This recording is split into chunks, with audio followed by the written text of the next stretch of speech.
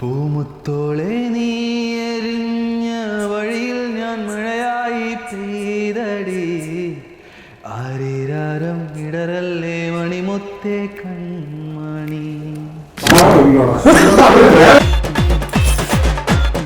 അഭിനയിക്കാൻ ആളെ കിട്ടുന്നില്ല, നേരെ തമിഴ്നാട്ടിലേക്ക്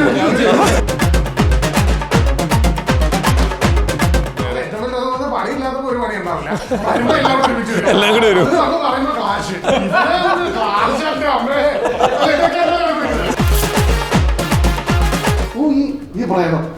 റോട്ടിൽ കൂടി ഇങ്ങനെ സത്യമായിട്ട് തമാശയില്ലല്ലോ, ഇങ്ങനെ നടക്ക ഇങ്ങനെ ഒന്നും ഇടാതെ ഇങ്ങനെ ഒന്നും മിണ്ടാതെ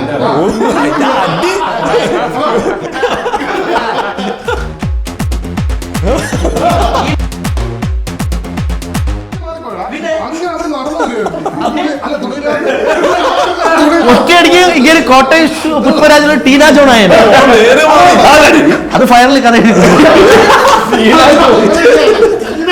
സാധാരണ ഇൻട്രോവേർട്സ് ഉണ്ടല്ലോ, അതിൽ സിഗ്മയാണ്. ഇൻട്രോവേർട്സിനെ കുത്തിക്കുന്ന ഇൻട്രോവേർട്സാ. ഞാൻ ഇന്റർവ്യൂവിൽ പോയിട്ട് ഇൻട്രോവേർട്ടാണ്. ഇതേ ചിലര് നമ്മളെ കുറിച്ച് സംസാരിക്കുമ്പം നമ്മളെ വളർത്തുവാണോ ഇനി എടുത്ത് എറിയാൻ പോവാണോ മിണ്ടിയവന്മാരെ കൊല്ലും, അങ്ങനത്തെ ആൾക്കാരാണ്.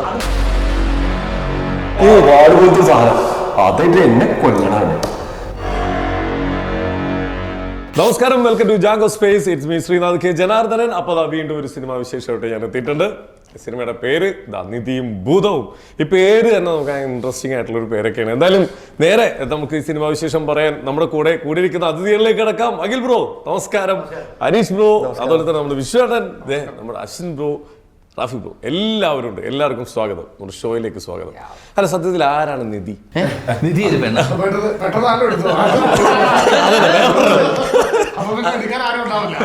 ആദ്യം അത് തീരുമാനിച്ചോ, ആരാണ് നിധി? നിധി ഭൂതകത്തിന്റെ ഉള്ളിലുള്ള ഒരു പരിപാടിയാണ്, അതൊക്കെ പുറത്തു പറയാൻ പറ്റാത്ത ഒരു കണ്ടീഷനാണ്. പക്ഷെ പറയാം, നിധിക്ക് നമ്മുടെ ഈ അലാവുദ്ദീൻ അത്ഭുതങ്ങളൊക്കെ പോലെ അങ്ങനെ ഒരു മിസ്റ്റീരിയസ് ആയിട്ടുള്ള ഒരു ജോണറിലുള്ള ഒരു സാധനമാണ് നിധിയും ഭൂതവും. ആ പേര് തന്നെ ഉണ്ടല്ലോ, നിധി കാക്കുന്ന ഭൂതമാവാം, നിധി എടുക്കാമെന്ന ഭൂതമാവാം, എന്തും വിചാരിക്കാം. ഇട്ടോടത്തേക്കണ് ഭൂതം കൊടുത്ത നിധിയാവാം, ആയിരിക്കാം. ഇനി എന്തെങ്കിലും സജഷൻ? ഞാനെന്ത് പറയാനാ?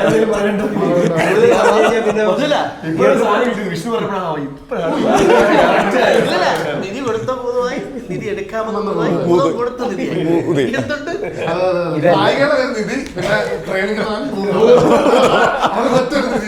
അത് റിവീൽ ചെയ്യാമോ? പ്രേമിക്കുന്ന ആളാരാന്ന് റിവീൽ ചെയ്യാം? പ്രേമൊന്നുമില്ല.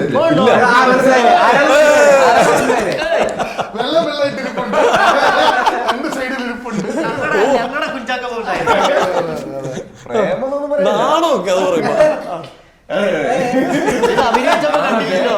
ഒരു മിനിറ്റ് ആദ്യമായിട്ട് ഇത് പറയുമ്പോ നാണം കാണും. പ്രേമം എന്ന് പറയാനില്ല ബ്രോ, അത് അങ്ങനെ റൊമാൻസ് ആയിട്ട് അങ്ങനെ കാണിക്കുന്നൊന്നുമില്ല. ഇന്ത്യന്ന് എവിടെയൊക്കെ പറയുന്നുണ്ട്, അത്ര ഉള്ളൂ.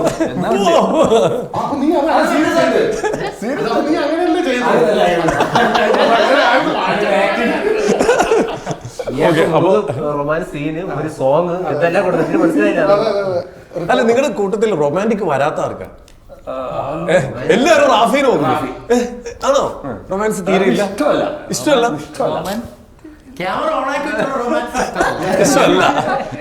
ഓക്കെ, അപ്പൊ എന്തായാലും എല്ലാം കൂടി ചേർന്ന ഒരു പരിപാടിയാണ് വരുന്നത്. ത്രില്ലർ മിസ്റ്ററിയാണ്. ഇതില് ഏറ്റവും വലിയൊരു കാര്യം എന്ന് പറഞ്ഞാൽ നമ്മുടെ നിധിയും ഭൂതം എന്ന് പറഞ്ഞാൽ നമ്മുടെ പഴയ അമർ ചിത്രകഥയിലേക്കൊക്കെ നമ്മൾ പോകും. ഭയങ്കര നമുക്ക് പലതും ഇപ്പൊ പറഞ്ഞു തന്നെ പലതും ചിന്തിക്കാം. നമുക്ക് ചിന്തിക്കാനുള്ള സാധനങ്ങൾ ഒരുപാട് ഉണ്ട്. അപ്പൊ ഇതിനകത്ത് ഉണ്ട്. ഓക്കെ, അത്ര മതി. അഖിൽ ബ്രോ പറയൂ, എന്താണ് ഈ സിനിമയില് താങ്കളുടെ പാർട്ട്? ഞാൻ ഈ ചാനൽ ചർച്ച പണ്ട് നികേഷ് കുമാർക്ക് പെട്ടെന്നോ ഇങ്ങനെ ചോദിച്ചാൽ ഞാനിതില് ഇത് മെയിൻലി ഇവര് മൂന്നുപേരെ ബേസ് ചെയ്താണ് പോകുന്നത്. പക്ഷെ അതായത് ഇവിടുന്ന് തെന്നിച്ചുവിട്ടിട്ട് അപ്പൊ അതില് ഇവരുടെ ലൈഫിലേക്ക് ഇവരുടെ ലൈഫാണ് ഈ സിനിമ. അപ്പൊ അതിലേക്ക് വന്ന് കയറുന്ന കഥാപാത്രത്തിൽ ഒന്നാണ് ഞാൻ ഇവരുടെ ഇടയ്ക്ക് വരും. ഞാൻ ഇതിലൊരു ചെറിയൊരു ഷൂട്ടിംഗ് പരിപാടി ഉണ്ട് സിനിമയ്ക്ക് അകത്ത്. അപ്പൊ അതിന്റെ ഡയറക്ടറായിട്ടാണ് വരുന്നതാണ്. ഞാൻ വരുന്നത്. ഓക്കെ. ഇതില് ഇവിടെ നമുക്ക് നമ്മുടെ എന്താ പറയാ ഡയറക്ടർക്കും എല്ലാവർക്കും ടെൻഷൻ വിഷ്ണുവേട്ടന്റെ കാര്യത്തിലായിരുന്നു. അഭിനയിക്കാൻ ആളെ കിട്ടുന്നില്ല, നേരെ തമിഴ്നാട്ടിലേക്ക്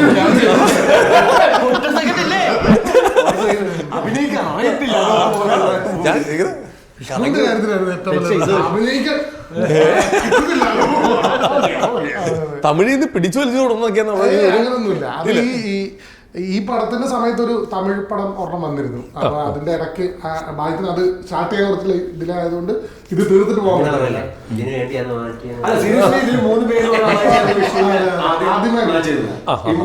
ഒരാള് വിഷ്ണു എന്നുള്ളതായിരുന്നു. പിന്നെ ക്ലാഷ് വന്നുകൊണ്ടാണ് പണിയില്ലാത്തപ്പോ ഒരു പണി ഉണ്ടാവില്ല. എല്ലാം കൂടി പറയുന്ന ക്ലാഷ്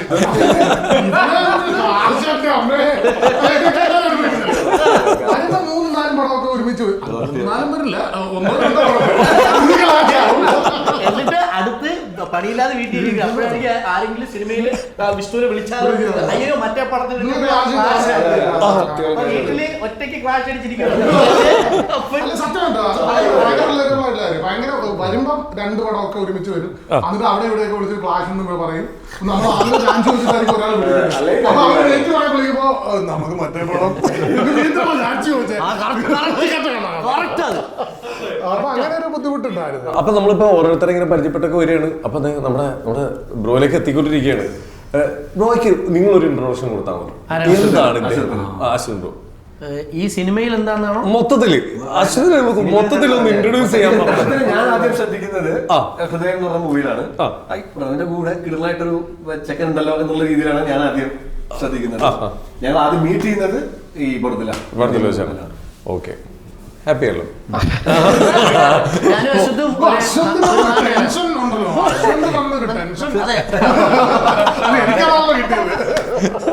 ഞാനും ഒരു നാട്ടുകാരാണ്. അതല്ലേ. അടുത്ത് റാഫി ബ്രോ. റാഫി എഴുന്നേറ്റ് കേൾക്കാൻ പോണ്. അടുത്തത് എന്നെ കുറിച്ച് എങ്ങനെയുണ്ടായിരുന്നു മൊത്തത്തിൽ? മൊത്തത്തിൽ അടിപൊളിയായിരുന്നു. നല്ല ഫൺ എന്റർടൈൻമെന്റ് പരിപാടിയായിരുന്നു. എല്ലാം കൂടി സെറ്റ് ആയിരുന്നു. അടിപൊളി പരിപാടി. ഓക്കെ. 22 ദിവസം കൊണ്ട് തീർത്തൊരു വർക്കല്ലോ. നേരത്തെ ചെറിയൊരു മിസ്റ്റേക്ക് പറ്റി. നമ്മൾ 8 ദിവസം കൂട്ടിയിട്ടുണ്ട്. അത് ബജറ്റ് കൂടി പോയിട്ടുണ്ടാവും. അല്ലെ 22 അല്ലേ? 25 ഒതുക്കി. അപ്പൊ ഒരു വെൽ പ്ലാൻഡ് ആയിട്ട് പോയൊരു വർക്ക് തന്നെയാണ്. സിനിമയ്ക്ക് നല്ല സ്പീഡാണ്, ഷൂട്ട് ചെയ്തപ്പോഴും നല്ല സ്പീഡായിരുന്നു, പുള്ളി കഥ പറയുമ്പോഴും നല്ല സ്പീഡായിരുന്നു. അതിന് പൈസ വന്നതും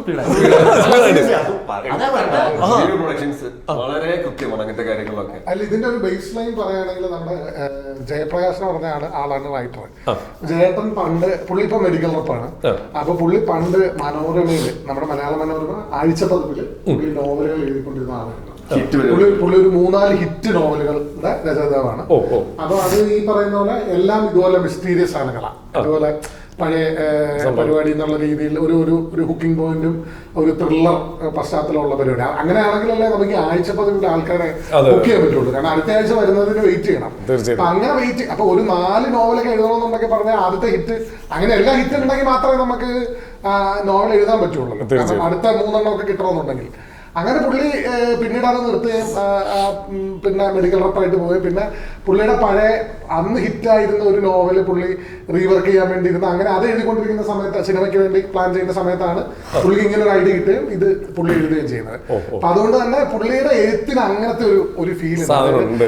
അതായത് നമ്മുടെ ഈ ആഴ്ചപ്പതിപ്പില് സ്പീഡ് ഉണ്ട്, കണക്ഷനിലേക്ക് എന്നുള്ള ഒരു പരിപാടിയാണ്. അത് നോവൽ എഴുതുന്ന ആളായതുകൊണ്ടും അടുത്ത ആഴ്ചത്തേന് വെയിറ്റ് ചെയ്യാൻ ഒരു ഹുക്കിംഗ് പോയിന്റ് ഉണ്ടല്ലോ, അത് ക്രിയേറ്റ് ചെയ്യാൻ ഭയങ്കര പിടിക്കുന്നതാണ്. ഓരോ പോർഷൻ സ്റ്റോപ്പ് ചെയ്യുമ്പോഴും ഒരു ഇൻട്രസ്റ്റിംഗ് എലമെന്റ് അവിടെ കിടക്കുകയാണ് എന്നുള്ള ഒരു സാധനം ഭയങ്കരമായിട്ട് ഇതിന്റെ അകത്ത്. പിന്നെ 22 ദിവസം കൂടി തീർന്നതിന്റെ ഒരു വലിയ ക്രെഡിറ്റ് ചാക്കോ ചേട്ടനാണ്, നമ്മുടെ ചീഫ് അസോസിയേറ്റ്. ഗംഭീരമായിട്ട് ചാർട്ട് ചെയ്തിട്ട്, കാരണം പ്രോപ്പറായിട്ട് റിട്ടേൺ സാധനമാണ്. പിന്നെ അതിനെ പ്രോപ്പറായിട്ട് ചാർട്ട് ചെയ്യുക എന്നുള്ള ഒരു ഇതും പിന്നെ ഭംഗിയായിട്ട് അങ്ങ് എടുക്കുക എന്നുള്ളതാണ്. അത് നന്നായിട്ട് ഇതായിട്ട് കറക്റ്റ് ആയിട്ട് ലൊക്കേഷൻ നമ്മൾ കേട്ടില്ല. ബാറ്റൺ ബോസ് കോട്ടയം പുഷ്പനാഥനെയൊക്കെ പോലെ ഒരു റൈറ്ററാണ്. പറയുന്ന ആ സ്റ്റൈല് കേൾക്കാൻ തന്നെ സെറ്റിൽ വന്നിട്ടുണ്ട്. ചേട്ടൻ കോട്ടയം ബേസ്ഡ് റൈറ്ററാണ്. അപ്പൊ പുള്ളി ബാറ്റൺ ബോക്സിനെ പരിചയമുണ്ട്. അങ്ങനെ പുള്ളി ഒരു ദിവസം അതെ അതെ. അപ്പൊ അങ്ങനെ ഒരു അപ്പൊ ആ എഴുത്തിന്റെ ഒരു ഭംഗി ഇതില് എന്തായാലും മൊത്തത്തിലുണ്ട്, ഒരു വ്യത്യസ്തതയുണ്ട്. അപ്പൊ മൊത്തത്തിൽ ഇതുപോലെ തന്നെ നമ്മൾ അവിടെ നല്ല എല്ലാവരും പരിപാടിയൊക്കെ ആയിട്ട് നല്ല രസമായിരുന്നു. അപ്പൊ അത് ആ ഒരു സ്പീഡും നമ്മുടെ സ്പീഡും നമ്മുടെ നായികനെ ഞാൻ കുറച്ച് മുമ്പ് ഇന്റർവ്യൂ ചെയ്തായിരുന്നു. അപ്പൊ പറഞ്ഞു ഭയങ്കര ടെൻഷനൊക്കെ ഉണ്ടായിരുന്നു, പക്ഷെ ഒറ്റ ദിവസം കൊണ്ട് എല്ലാവരും കൂടി ഒന്ന് മാറ്റി തന്നു. അപ്പൊ ഡയറക്ടറും പറയാ എനിക്കും ഞങ്ങൾ എല്ലാവർക്കും മാറ്റി തന്നു. എന്തൊക്കെയോ ടെൻഷൻ അല്ല സാധാരണ ഫസ്റ്റ് വർക്കാണ് അല്ലേ? ഫസ്റ്റ് വർക്ക് എന്റെ അടുത്ത് പറഞ്ഞ് ഫസ്റ്റ് ഇന്റർവ്യൂ എന്ന് പറഞ്ഞേക്കണേ. എത്ര പ്രാവശ്യം ചോദിച്ചു പറയാമോ റിവാൻഡ് അടിച്ച് ഞാൻ കാണണോ? ഞാൻ വേണ്ട കേട്ടോ, വേണ്ട, കുഴപ്പമില്ല, എല്ലാം സെറ്റാണ്. പേടിച്ചിട്ടാ പോയത്.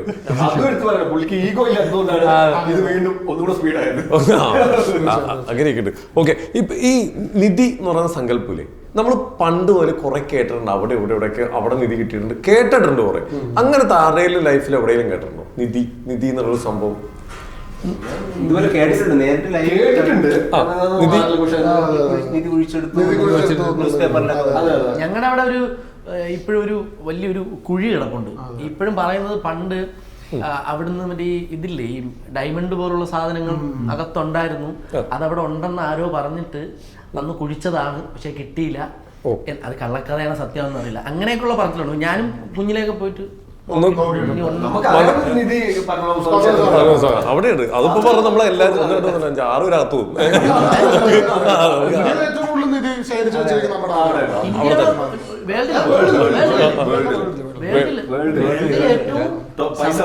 കാശുള്ള ദൈവമല്ലേ, സമ്പത്തുള്ള ദൈവം പത്മനാഭനാണ് ആണല്ലേ ഏറ്റവും കാരണം അതെന്താന്ന് പറഞ്ഞാൽ ഈ നിധിക്ക് നമുക്ക് ഇതിന് ആന്റിക് വാല്യൂ അല്ലേ, ഇത് ഇൻഫിനിറ്റി ആണ്, അതിന് വില ഇടാൻ പറ്റില്ല. അത് ഈ തുറന്ന നിലവറകൾ വെച്ചിട്ടാണ്, തുറക്കാത്തൊരു ബി നിലവറുണ്ട്, ഇനിയുണ്ട്, അതിനകത്താണ് സാധനം. കൺസെപ്റ്റ് ഭയങ്കര ഇതല്ലേ. അതായത് നമ്മൾ ഈ പഴയ അമർചിത്രകഥ മുതൽ എല്ലാത്തിലും ഈ നിധീനെ പ്രൊട്ടക്ട് ചെയ്യാൻ വേണ്ടി പാമ്പുകൾ, അതിന് ചുറ്റുള്ള ഭൂതം പരിപാടി എന്നൊക്കെ പറഞ്ഞുള്ള ഏഷ്യൻ ഫോക്ലോർ ഭയങ്കര രസകരമായിട്ടുള്ള ഒരു പരിപാടിയാണ്. നമ്മുടെ പടത്തിലും അങ്ങനെ ഒരു സാധനം അങ്ങനെ പറയാതെ ഉണ്ട്, സൈഡിൽ കൂടി പോകുന്നുണ്ട്. ഈ കുറെ ഈ നോർത്ത് ഇന്ത്യൻ വീഡിയോസ് കുറെ ഇറങ്ങുന്നുണ്ടല്ലോ, നമ്മള് പല സാധനങ്ങളും പല ക്രിഞ്ചെന്നൊക്കെ പറയും, കുറെ അതിൽ ചില സാധനങ്ങൾ നിധി എടുക്കുന്ന ഒരു കുറെ വീഡിയോസ് ഉണ്ട്. ആ കുടം അടിച്ചു പൊടിയുമ്പോ പാമ്പ് ഇരിപ്പുണ്ടാവും ജീവനോടെ. ഞാൻ ആണെങ്കിൽ ഈ പാമ്പ് എന്ത് തിന്നിട്ട് സ്വർണ്ണം തിന്നിട്ട് അല്ലേ, അതിട്ട് അത് സീരിയസ് ആയിട്ട് എടുക്കാൻ കുറെ പേര്. ആ വീഡിയോ നല്ല റീച്ചും ഉണ്ട്. അത് അവരിങ്ങനെ സ്റ്റേ ചെയ്യുന്നതാണെങ്കിൽ പോലും അതിന് ഭയങ്കര റീച്ച് ഉണ്ട്. നല്ല മില്യൺ സൂപ്പർ മെഗാ ഹിറ്റല്ലേ ഇത് മറ്റേ ഇങ്ങനെ വീഡിയോ ചെയ്യുന്ന നമ്മുടെ നാട്ടിൻപുറത്ത് 4 പേര് കൂടിയിട്ട് മറ്റേ ലൈക്ക് ഇടാൻ പറയാ, ചെളിയിൽ ചവിട്ടി താത്തിയിട്ട് ഇതിനെ എടുത്തിട്ട് മലയാളി ക്യാപ്ഷൻ വെച്ചിട്ട് ഇടുന്നുണ്ട്. ഇതേ സാധനം കണ്ടോ, ഇത് കണ്ടോ, അവിടെ ഇത് എന്നൊക്കെ പറഞ്ഞിട്ട്.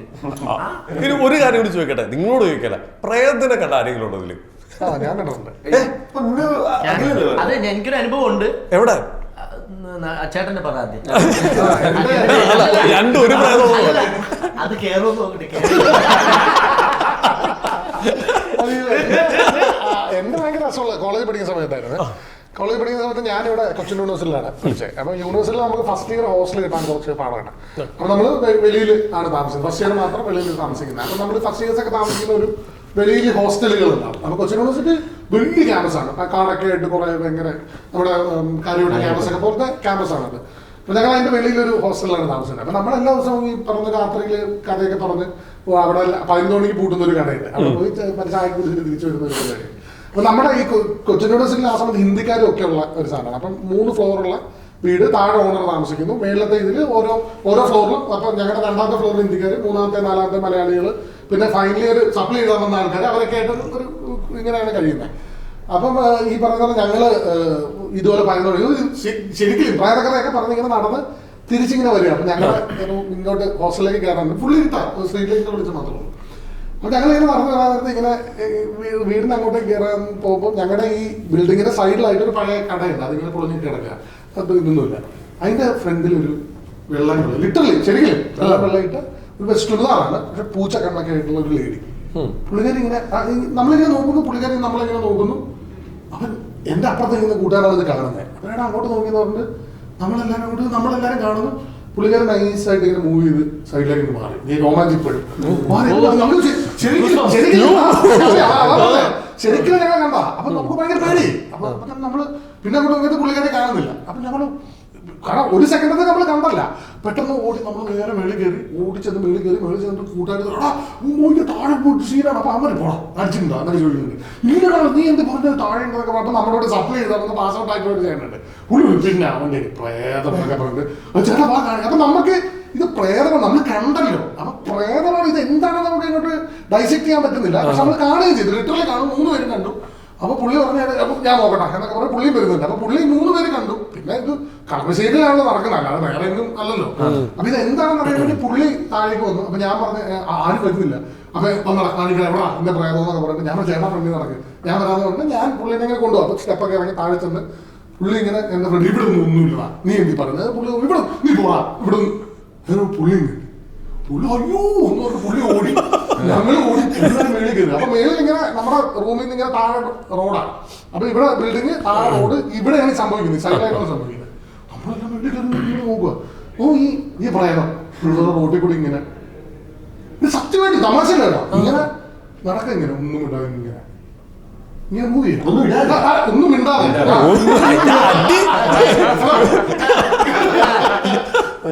നടക്കുക ഇങ്ങനെ മൂവി അപ്പൊ നമ്മളിങ്ങനെ നോക്കുന്നുണ്ട് അപ്പൊ ഇത് കിട്ടുന്നില്ല വെള്ളം ബസ് ഇങ്ങനെ നടക്കുക അപ്പൊ നമ്മള് ഹലോ ആരാ എന്താ അപ്പൊ നമുക്ക് പേടിയുണ്ട് അപ്പൊ നമുക്ക് കാലം ഇങ്ങനത്തെ മുട്ടുന്നുണ്ട് വേറെ സീനൊന്നുമില്ല പക്ഷെ ഈ ഇമേജ് ഭയങ്കര സ്പൂക്കിയാ നൈറ്റ് സ്ട്രീറ്റ് ലൈറ്റ് വെള്ളം കൊള്ളിട്ട് ഒരു ലേഡി ഇങ്ങനെ നടക്കുന്നുണ്ട് നമ്മൾ ഇത് തിരിച്ചു മിണ്ടുന്നില്ല ആരാണ് ചേച്ചി എന്നൊക്കെ പറഞ്ഞ് വിളിക്കുന്നുണ്ട് ഇതിങ്ങനെ മിണ്ടാതെ ഇങ്ങനെ നടക്കുന്നു നമ്മുടെ ഒച്ച കൂടിയപ്പോ അവിടെ നിന്ന് ഇങ്ങനെ നോക്കുന്നത് സത്യം കിട്ടും നമ്മളൊക്കെ പക്ഷെ ഇത് നമുക്കറിയുന്ന പ്രയാസമല്ല പക്ഷെ ഇത് എന്താണെന്ന് അറിയണമല്ലോ അപ്പൊ നമ്മൾ മറ്റേ ദൈവമേ ഇങ്ങനെ ആരാ അപ്പൊ പുള്ളിക്കാരി ഇങ്ങനെ ഊപ്പർ എന്ന് പറയുന്നത് അത്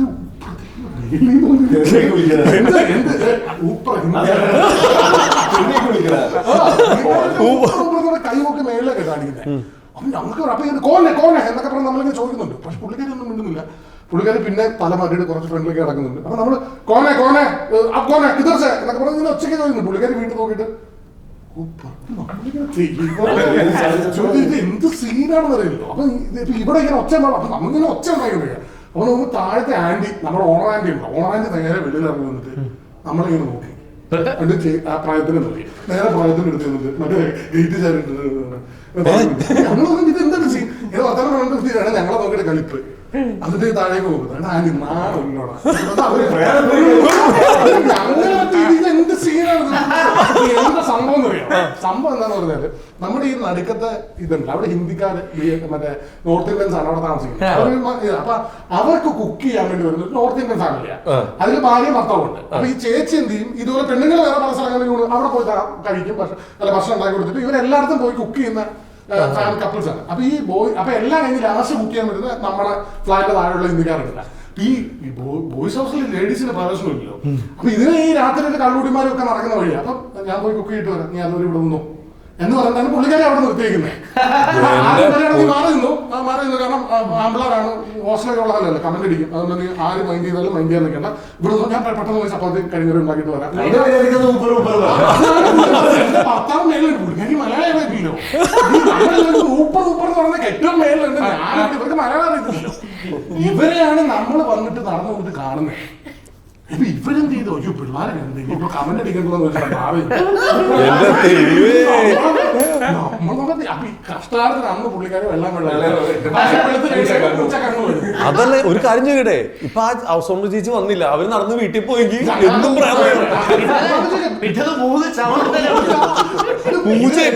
പുള്ളിക്കാരിക്ക് മനസ്സിലായി പിള്ളേരെ കണ്ട് പേടിച്ചെന്ന് പുള്ളിക്കാരിക്ക് എന്തും ചെയ്യാൻ പറ്റുമോ അപ്പൊ പുള്ളിക്കാരി സ്കൂട്ടായതാ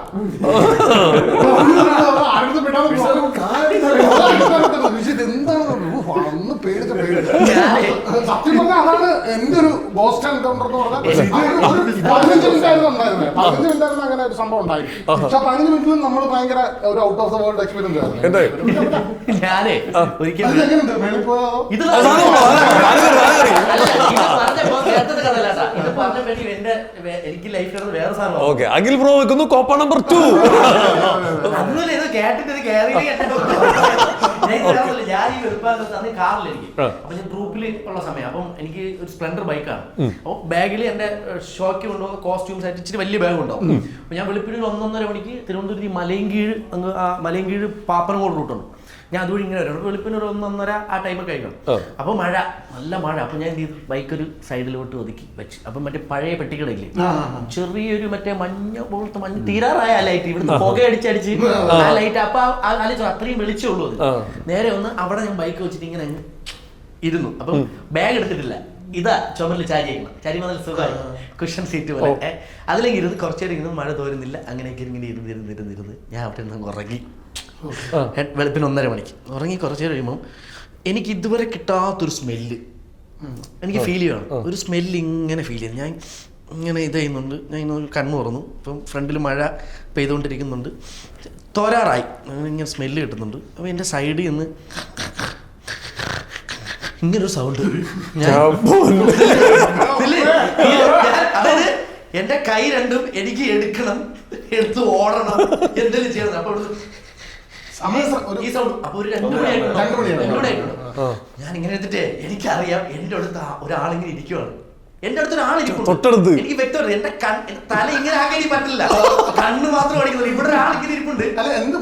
നല്ല സുഗന്ധമാണോ? അല്ല, ഞാനിങ്ങനെ ഇവിടെ ഒരാളിങ്ങനെ ഇരിപ്പുണ്ട്. ഞാൻ ഇങ്ങനെ എന്നിട്ട് ഇങ്ങനെ ചരിഞ്ഞ് ഇങ്ങനെ നോക്കിയപ്പോഴേ ഒരാൾ എന്നെ നോക്കിയിട്ട്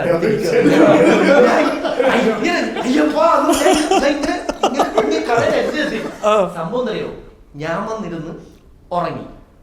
അതുവഴി ഈ ഭ്രാന്തായിട്ട് പോയ ഒരാളില്ല. പുള്ളി നനഞ്ഞപ്പോ പുള്ളിയും കയറി ഇങ്ങനെ ഇരുന്നു. പുള്ളി എന്റെ അടുത്തിരുന്നത് ഞാൻ അറിഞ്ഞിട്ടില്ല. ഭ്രാന്താ, പുള്ളി മെന്റലാണാ. പുള്ളി ഈ വെള്ളവും വീണപ്പോ പുള്ളിയുടെ ഈ അഴുക്ക് ഡ്രസ്സില്ലേ, ഇതിന്റെ സ്മെല്ലാണ് എനിക്ക് കിട്ടുന്നത്. ആദ്യം കിട്ടിയത് അത് പുള്ളി ഇരുന്ന് ഈ മഴയിലാണ് എനിക്ക്. ഞാൻ കുറച്ചു പുള്ളി നോക്കിയത് പുള്ളി എന്നെ നോക്കിയിട്ട് പാവത്തിൽ ഇങ്ങനെ പുള്ളിക്ക് ഭ്രാന്തല്ലേ, പുള്ളിക്ക് എന്താ പറയാ, പുള്ളി എന്നെ നോക്കി. ഞാൻ അങ്ങനെ എടുത്തിട്ട് ഇങ്ങനെ ഇറങ്ങി കടയിൽ അടുത്തോടെ ഞാൻ പോയില്ല. ഇനി പലരും എന്നെ കുത്തല്ലേ ചെയ്താലോ. ഞാൻ അതിന്റെ കടയ്ക്ക് മുകളിൽ കൂടെ ഇറങ്ങി ബൈക്ക് എടുക്കുമ്പോഴും പുള്ളി ഞാൻ പോണത് എന്നെ ഇങ്ങനെ നോക്കി ഇങ്ങനെ ഇരിപ്പുണ്ട്. അവന് ഒറ്റ വിടല്. അപ്പൊ ഞാൻ നോക്കി ഇത് ഭ്രാന്തനാണ് എന്ന്, ഇത് ചെയ്തില്ലെങ്കിൽ ഞാൻ അറ്റാക്ക് ഒന്ന് മരിച്ചാൽ.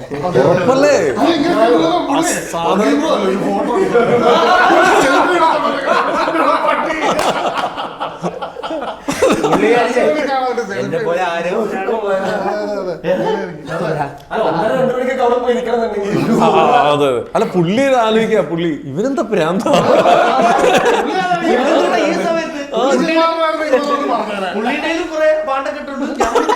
പുള്ളി നോക്കിയപ്പോ സെയിം പിച്ച്. ന്യൂ ജനറേഷൻ വീട്ടിൽ ബൈക്ക് എടുത്തോണ്ട് ഇവിടെ പുള്ളി ആസ്വദിക്കണേർന്നത്. നിങ്ങക്ക് അങ്ങനെയൊന്നും ഇല്ല? പ്രേതന സാധനം വിശ്വാസമില്ല? വിശ്വാസമൊക്കെ ഉണ്ട്. അല്ല, ഇതൊക്കെ രസമാണ്. അതെ അതെ. അപ്പൊ ഇങ്ങനത്തെയൊക്കെ കുറെ സംഭവങ്ങൾ ഇപ്പൊ പലതും എന്താ പറയാ, നമ്മളൊന്നും കണ്ടില്ല, സത്യാവസ്ഥ മനസ്സിലാക്കിയില്ലേ നമ്മുടെ മനസ്സിൽ പ്രേതം അല്ലെ, പുറത്തേക്ക് ഇറങ്ങൂല പിന്നെ അല്ലെ. അപ്പൊ ഇങ്ങനത്തെ പരിപാടികളൊക്കെ തന്നെ നമ്മളെ അതൊരു ഫണ്ടിന്റെ ബേസിലാണ്, ഹ്യൂമൻ ബേസിലാണ് പോകുന്നത്. അപ്പൊ ഇത് മൊത്തം ശരിക്കും പറഞ്ഞാൽ ചെറിയ കുട്ടികൾ മുതൽ വലിയ എല്ലാവർക്കും ഒരേപോലെ. ഫെബ്രുവരി 14 നവംബർ 14 ആദ്യം ഇതില് റൊമാൻസ് ആർക്കുണ്ടെന്ന് പറയുമ്പോൾ നമ്മള് ചെറിയ കുഞ്ചാക്കോ ഇമേജ് കൊടുത്തു. അതിനുശേഷം ഇച്ചിരി ആ സാധനത്തിലേക്ക് വീണ്. അല്ലെങ്കിൽ സിഗ്മയാണോ ബ്രോനെ പോലെ പ്രേമിക്കാത്ത?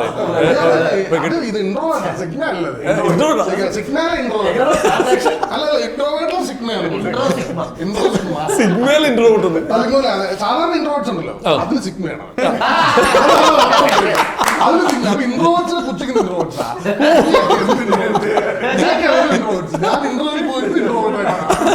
ഇരുത്തി അല്ലേ അല്ലേ ബ്രോ, ഇരുത്തി എന്നെ കൊല്ലുക. എന്തായാലും അശ്വിൻ ബ്രോ, കൂട്ടത്തില് അച്ചടക്കമുള്ള ഒരു കുട്ടി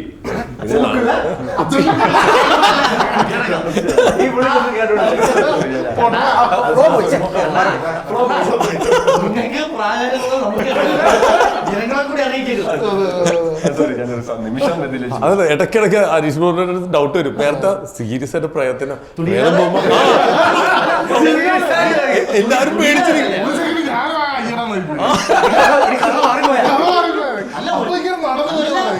അല്ല, ഒറ്റയടിക്ക് മനോരമയിൽ വരേണ്ട കഥ ഫയറിലെത്തി അങ്ങനെ ഒറ്റ ചോദ്യം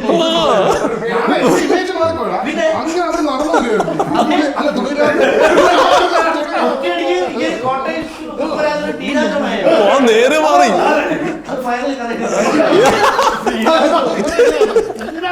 അല്ലല്ല ബ്രോ സംഭവിച്ചു. ബ്രോ അല്ല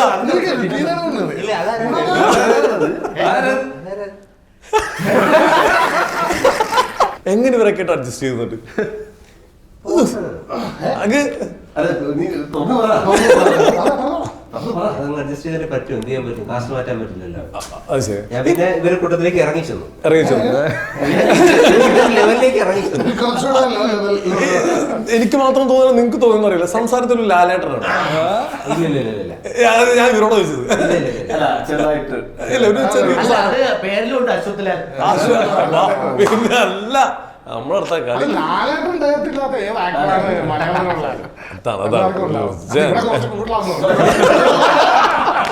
ഇതേ ചിലര് നമ്മളെ കുറിച്ച് സംസാരിക്കുമ്പോ നമ്മളെ വളർത്തുവാണോ എടുത്ത് എവറസ്റ്റ് കൊണ്ടുവച്ചിട്ട് എടുത്ത് അല്ല, രാജ്പൂർ പാട്ട് പാടില്ലേ? ഇല്ല ഇല്ല. ഉണ്ട്. അനീഷ് ബ്രോ എന്ന് പറഞ്ഞിട്ടുണ്ടല്ലോ. അല്ല, പാടുക. ഇതിലാരാ നന്നായി പാടുന്നത്? എല്ലാവരും ഒരു പേരിൽ തന്നെ റാഫി. പേരിൽ തന്നെ റാഫി. ഇല്ലില്ലേ, പാടില്ലേ? വല്ലപ്പോഴുള്ള. എന്തായാലും എന്നിട്ടാണോ പാടാത്തെ? അപ്പൊ നമുക്ക് രണ്ട് അല്ലേ, നമ്മൾ ഓക്കെ. രണ്ടുപേരും പാടുന്നോ? എല്ലാരും കൂടി. ഇത് ചരിത്രവും നാളത്തെ ചരിത്രമാവും ഈ പാട്ട്. പറ്റിയ അവസരം. അതെ, സൈലന്റ് ആയിരുന്നിട്ട് ഈ ലാസ്റ്റ് എല്ലാ പരീക്ഷയ്ക്ക് ജയിക്കുന്ന ഒരുത്തുണ്ടാവില്ലേ, അതേപോലെ ലാസ്റ്റ് സ്കോർ ചെയ്യാൻ വേണ്ടി വെച്ചേക്കാണ്. ഓക്കെ, പാട്ട് സെറ്റ് ആയിട്ടുണ്ട്, താളം പിടിച്ചിട്ടുണ്ട്. ഇവരെല്ലാരും ക്ലാപ്പ് കൂടെ കൊടുക്കും ഇല്ലേ? ഓക്കെ, എന്നാ പിന്നെ പാടാം. ഓക്കെ, അത് തന്നെ പോരട്ടെ. പൂമുത്തോളെ നീ എറിഞ്ഞ വഴിയിൽ ഞാൻ മഴയായി പെയ്തടി, ആരിരാരം ഇടറല്ലേ മണിമുത്തേക്ക്. ഞാൻ നമ്മളെ ഇന്റർവ്യൂവിന്റെ പ്രോട്ടോകോളും തെറ്റിക്കണം. ഇപ്പൊ തന്നെ ശരിയാവില്ല. അതെ, അടിപൊളി. അങ്ങ് ജീവിച്ച് നമ്മൾ പറഞ്ഞ പോലെ തന്നെ ഇല്ലേ, സ്കോർ ചെയ്തങ്ങ് കയറി. അങ്ങിപ്പോ വെള്ളം വരെ കുടിച്ചു. അങ്ങ് ഉരുകി അല്ലേ, അങ്ങ് ഇല്ലാണ്ടായി പോയി. അടിപൊളി ബ്രോ, സൂപ്പർ. ഒന്നും പറയാനില്ല. എനിക്ക് പാട്ട് പാടാൻ ഭയങ്കര അസൂയം ദേഷ്യം. എനിക്ക് കഴിവില്ലാത്തതുകൊണ്ട് അങ്ങനെ അനീഷ് ബ്രോ ആയിട്ട് കൂട്ടുകൂടൂല അല്ലെ? അതെ, അത്ര ദേഷ്യം വരും. പാട്ടിന്റെ വേറെ ലെവലാ. ഈ ഒരു കഥ കേൾക്കണോ? നമുക്ക് എല്ലാവർക്കും ലൊക്കേഷനിൽ പോകുമ്പോ പല പല അനുഭവങ്ങളും ഉണ്ടാവും. ഒരാളെ ഇവിടെ കേട്ടാ നോർത്ത് ഈസ്റ്റിൽ കൊല്ലാൻ നോക്കിയിട്ടുണ്ട്. അറിയോ? ഒന്ന് അങ്ങോട്ടും ഇങ്ങോട്ടും മാറിയ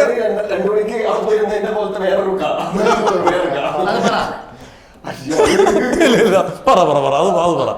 കോട്ടയം പറഞ്ഞൊരു മൂവി പോയിരുന്നു. North east Anini, China border, Indo China border, മുട്ടും കാട്ടില് 2 തവണ എവറസ്റ്റ് കീഴടക്കിയ ഒരു വനിതണ്ട്.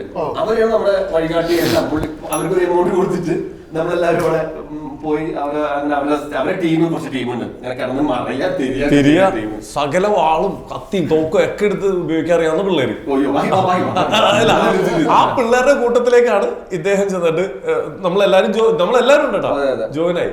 അത് ഭയങ്കര എക്സ്പീരിയൻസ് എന്ന് പറഞ്ഞാല് അത് വേറെ ലെവൽ എക്സ്പീരിയൻസ് ആണ്. പക്ഷേ ഞാൻ കെട്ടുകഥ പോലെ തോന്നുന്നത്. അതായത് ഈ അവിടുത്തെ ആണുങ്ങള് കാട്ടിൽ പോയിട്ട് കാട്ടുപോത്തിനെ കൊണ്ടുവന്നാലാണ് പെണ്ണിനെ കല്യാണം കഴിച്ചു വെക്കുക. സ്ത്രീധനത്തിന് അവരുടെ ടീം തോക്ക് മറ്റേ തിരയൊക്കെ വെച്ചിട്ടുള്ള ആ ടീം അവർക്ക്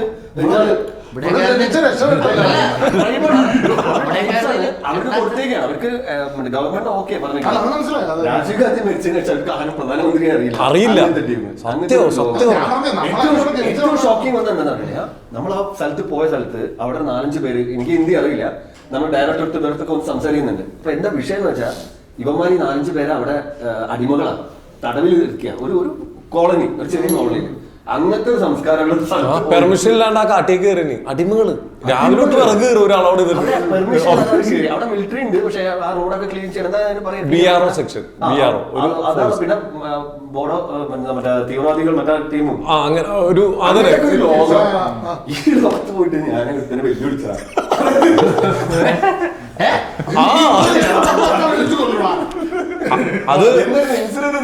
അത് എല്ലാ ദിവസവും വൈകുന്നേരം ഞങ്ങള് രാത്രി ആകുമ്പോ നല്ല കട്ടൻ ചായ കുടിച്ച് എങ്ങനെ ഇരിക്കുവാണ്. കട്ടൻ ചായ കുടിച്ചിരിക്കുമ്പോ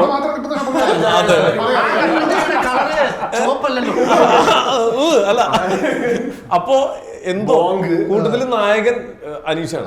അപ്പൊ എല്ലാ അനീഷിനും ഒരു ഇത് കൊടുക്കണം. അവനെ അങ്ങോട്ട് പിടിക്കണില്ല, അവൻ കൊച്ചുകൊടുക്കും. ഒരു ഹീറോയിൻ ഉണ്ട് നമ്മളെ മറ്റേ സ്ഥലത്തിന്റെ പേരാണ് നാഗാലാൻഡ്. സ്ഥലം മറക്കണ്ടല്ലോ. നാഗാലാൻഡുള്ള പെൺകുട്ടി അവള് ഉണ്ട്. അവള് മുന്നിലിരിക്കുമ്പോൾ മാത്രമേ ഇവൻ പാട്ടൊക്കെ ഇഷ്ടമുള്ള പാട്ടും പരിപാടി. നമ്മൾ വെക്കുമ്പോ നമ്മൾ ഏതെങ്കിലും പാട്ടൊക്കെ സെലക്ട് ചെയ്ത് ഇവർ ഓഫ് ചെയ്യും. ഞാൻ മാത്രമല്ല കേട്ടോ, നമ്മുടെ ടീം മൊത്തം. അപ്പൊ ഞങ്ങൾ കുറച്ച് ദിവസം ഇങ്ങനെ നോക്കിയിരിക്കുന്നുണ്ട്. അപ്പൊ ഞങ്ങൾ എങ്ങനെ ഉടക്കി ബ്രോ. അതല്ലെന്ന് മിണ്ടി അവന്മാരെ കൊല്ലും അങ്ങനത്തെ ആൾക്കാർ. അത് മെയിൻ കാരണം എന്ന് വെച്ചാൽ റോഡ് ഇടിഞ്ഞു വീണിട്ടുണ്ട്. അതായത് മല ഇടിഞ്ഞു വീണിട്ട് റോഡ് ബ്ലോക്ക് ആയി. അപ്പൊ തിരിച്ചു പോകാനും വഴിയില്ല.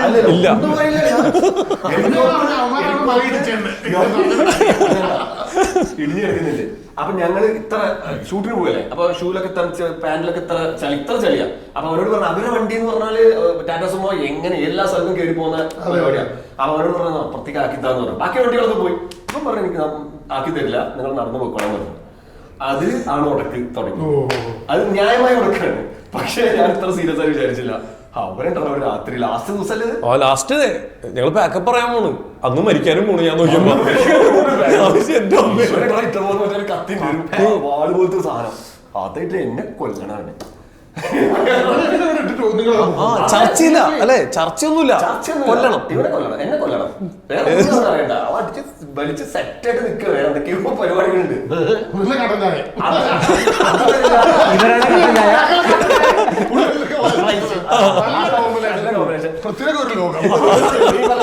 സോണിഫിക്കേഷൻ ഉണ്ടല്ലോ, അതൊക്കെ പേടിയോട്ട് വന്നു എനിക്ക്. സത്യം 4-5 പേര് എന്നെ കൊല്ലണം. വേറെ ഒന്നുമില്ല. ഉമ്മാരാണെങ്കിലും നിന്നോടത്ത് 3 മറച്ചിലൊക്കെ മലയാളം ടീമും. അവസാനം എങ്ങനെയോ സോൾവ് ആയിട്ട് എനിക്ക് തിരിച്ച് ആ ഒരു ഏരിയ കിടക്കുന്ന സത്യം പറഞ്ഞ ഉള്ളിലൊരു പേടിയുണ്ടായിരുന്നു. കാരണം ഉമ്മമാര് റോഡ് അതുവരെ ടീന ഉണ്ടായിരുന്നു. നമുക്ക് ടീനുള്ളത് ധൈര്യം ഉണ്ടായിരുന്നു. അതെ, ഞങ്ങളൊരു വണ്ടിയിലായിരുന്നു. ഞാൻ പിന്നെ പുറകിൽ വണ്ടി കയറി വെടി വരും ചിലപ്പോ അവിടുന്ന് കൊടുത്തൊക്കെ.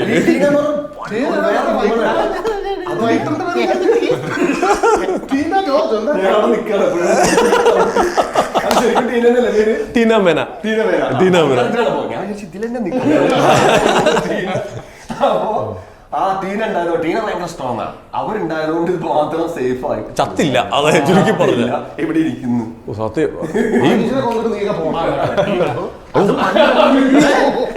റോഡിലെ മണ്ണ് വെട്ടി മാറ്റിട്ട് സത്യം വല്ലാത്തൊരു അനുഭവം. അന്ന് വിചാരിച്ച് തീർന്നു. ജീവി കടിച്ചില്ല. ഡുണ്ടു. അതായത് ഇവിടെ ഇങ്ങനെ ഒരു ബ്ലഡ് ക്ലോട്ട് ആവും നമ്മുടെ ചെറുതായിട്ട്. അതിന്റെ വേറെ ലെവൽ സാധനം. ഇതാ ക്ലൈമറ്റ് എന്ന് പറയുമ്പോ ആ കടിച്ച സ്ഥലത്തൊക്കെ ഒരു മുഴ വരും. മേത്ത് മൊത്തം മുഴ.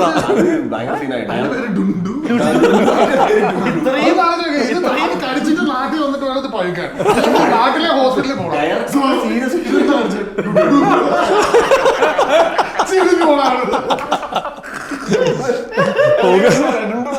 ഡുണ്ടു അത് വെറുതെ അതൊരു കട്ടൻ ചായ പിടിച്ചോണ്ടിരുന്നപ്പെട്ട പേര്.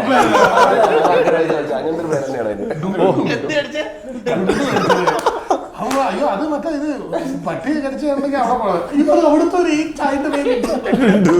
അവരങ്ങനെ പറഞ്ഞേ. മറ്റേ അവിടുത്തെ അമ്മൂമ്മ പറഞ്ഞ ഇങ്ങനെയൊക്കെ സംഭവങ്ങൾ കുറെ ഉണ്ടായിട്ടുണ്ട്. ഇത് ആൾക്കാരെ സ്നേഹിക്കാനാണോ വല്ലേ കൊല്ലാനാണോ? കൊണ്ട് കൊല്ലാനാണ്. അത് പേടിക്കണം പ്രത്യേകിച്ച്. ലൊക്കേഷനിൽ പലരും വന്നിട്ട് ഇതുപോലെ അലമ്പൊക്കെ ഉണ്ടാക്കില്ല, നമുക്ക് ഒന്നും പറയാനും പറ്റാത്ത ചില സിറ്റുവേഷൻ ഒക്കെ ഉണ്ടാവും. ചില സ്ഥലങ്ങളിൽ ചിലവര് കണ്ടിട്ടുണ്ടാവും. നമ്മള് എനിക്ക് അലിയാസ് ഞാൻ ഏത് പടം കേരളത്തിൽ പറഞ്ഞ പടം, കേരളത്തിന്റെ ലൊക്കേഷൻ സൈജു കുറിപ്പ് ഞങ്ങളെല്ലാരും ഇരിക്കുന്നുണ്ട്.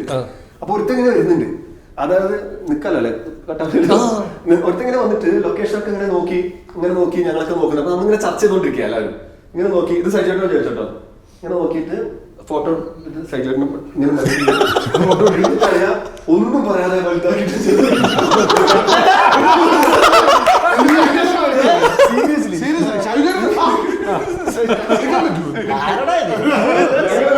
സൈജോട് ഇത് ക്യാരക്ടർ ആയിരിക്കും. ഇവിടെ കറക്റ്റ് മടിയിൽ ഇങ്ങനെ വന്നിട്ട് കറക്റ്റ് കിട്ടില്ല നോക്കിട്ട് പുള്ളി തിരിഞ്ഞുകൂടി നോക്കില്ല. അതെ ശൈലോട് മറ്റേ ചോദിക്കുമ്പോ വന്ന് എടുത്തോന്ന് പറയാം.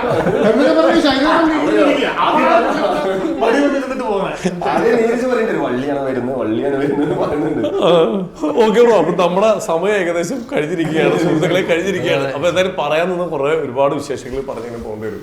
എന്തായാലും നമ്മുടെ നിധിയും ഭൂതവും തിയേറ്ററിലേക്ക് എത്തുകയാണ്. ഞങ്ങളെല്ലാവരും വെയിറ്റ് ചെയ്തിരിക്കുകയാണ്. വാനിട്ടാവട്ടെ, ഇതിന്റെ സക്സസ് പാർട്ടിക്ക് നമ്മളെല്ലാവരും ഇതേപോലെ മീറ്റ് ചെയ്യും. ഓക്കെ, അപ്പൊ എന്തായാലും താങ്ക് യു സോ മച്ച്.